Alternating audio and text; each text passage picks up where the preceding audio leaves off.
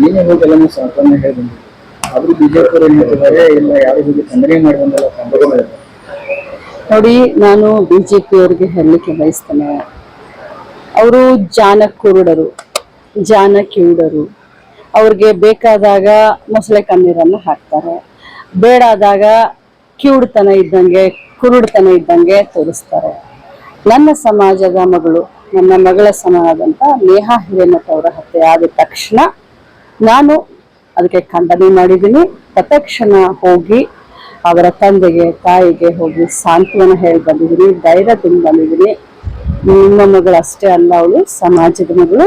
ನಾನು ಒಬ್ಬ ಜವಾಬ್ದಾರಿ ಸ್ಥಾನದಲ್ಲಿ ಇದ್ದಂತ ಮಹಿಳಾ ಮಕ್ಕಳ ಕಲ್ಯಾಣ ಇಲಾಖೆಯ ಸಚಿವೆಯಾಗಿ ಹೋಗಿ ಸರ್ಕಾರದ ಕಡೆಯಿಂದ ಹೋಗಿ ಸಾಂತ್ವನ ಹೇಳಿ ಧೈರ್ಯ ತುಂಬಿದ್ದೀನಿ ಮತ್ತು ಅತ್ಯಂತ ಕಠಿಣ ಶಬ್ದದಿಂದ ಕಳಿಸಿದ್ದೀನಿ.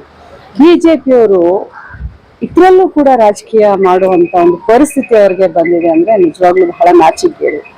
ಇಡೀ ದೇಶದಲ್ಲಿ ಇಂಥ ಪ್ರಕರಣಗಳು ಎಷ್ಟಾಗಿದ್ದಾವೆ, ಅದಕ್ಕೆ ಅವ್ರ ಸ್ಟ್ಯಾಂಡ್ ಏನು?